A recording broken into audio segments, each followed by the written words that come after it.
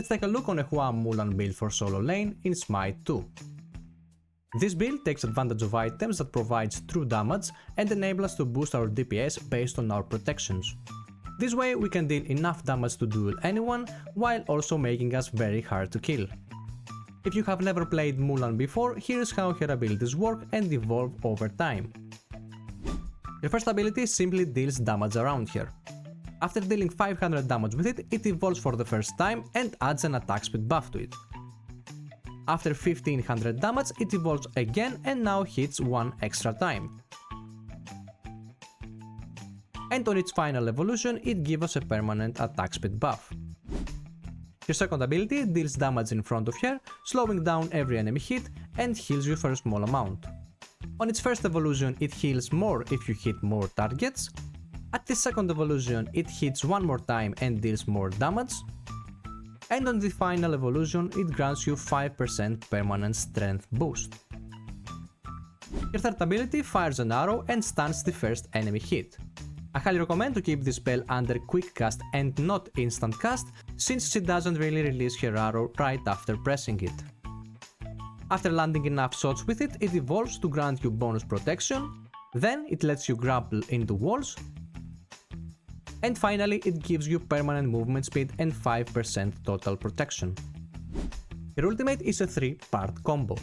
First, she dashes forward with her sword, then she knocks up enemies with her spear, and finally fires a shot with her bow. After fully evolving each of her basic abilities, her ultimate gets stronger as well. When mastering your first ability, you can now turn while dashing,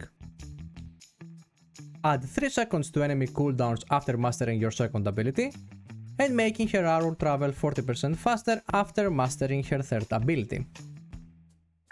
On top of that, you will also start with a banner consumable. While near it, you will gain 5% bonus XP plus a movement speed buff that increases while running towards it. Now let's go over to the build and strategy. For our starter, we will always take Warrior's Axe along with Sundering Arc as our relic, and I personally also grab an axe and some potions to help me secure the first blood. Warrior's Axe deals true damage every 8 seconds, and we want to take full advantage of that by landing one basic attack or an ability every time this passive is ready. At level 1, Sundering Arc will deal 90 true damage to enemy gods and increases with every level. And we don't stop there. Our first item will be the Shield Splitter. Originally, Shield Splitter is used to counter gods with heavy shielding power, but in our case we will just want the true damage from its active. Its active throws a projectile that deals 40 plus 5 per level true damage to every enemy it hits with only 15 seconds cooldown. Our strategy with Mulan after getting these items is simply to land your third ability to stun the target, use Shield Splitter while the target is stunned, and then follow up with the rest of your combo while backing off.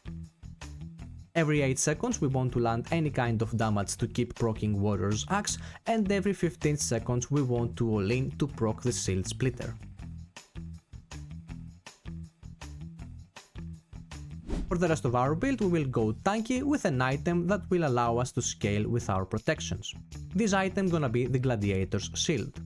Gladiator's Shield will also give us 40 physical protections, some HP and 10 cooldown reduction, all of which are great early game stats. If the enemy has strong lifesteal like Anubis, Chuck or Achilles, I highly recommend picking up Ruinous Venom. It only costs 600 gold and applies 30% healing reduction. You can keep it as it is for a while and later upgrade it into Ruinous Ang. If you're facing a physical damage solo laner, your third item should be Shield of the Phoenix. Shield of the Phoenix will allow you to heal every time you hit an enemy with an ability, and since Mulan's second ability already has lifesteal, these two works really great together. Now, if you are facing a magical damage god, building 2 physical protection items back to back might hold you a little bit back, so in that case swap Shield of the Phoenix with only Hunter's Garb. This item will be extremely useful in the late game thanks to its passive, which will give you 12% total damage mitigation. For our fourth item we pick the Glorious Pridewin. This item will give us massive cooldown reduction, a small shield and extra AoE damage that scales with our protections. Overall, it is just an amazing item for this build. If you have picked up Ruinous Venom earlier, now it's the perfect time to upgrade it into the Ruinous Ankh. If anti-heal is not necessary, go for the Spirit Robe instead. It will grant you 70 magical and physical protections after being hit by a hard crowd control, and that effect will let you dive into fights first without getting one-shot while stunned. And for the final late game item, Oni Hunter's Garb is the best choice. Not only does it balance your physical and magical protections, but it also gives you 12% total damage mitigation in teamfights. And that's pretty much it for a Hua Mulan solo build in Smite 2. Keep in mind that some of these items might change with future patches, so be sure to check our website for more up-to-date guides. If you enjoyed this video, make sure to leave a like and some positive feedback, subscribe for more relevant content, and see you on the next video.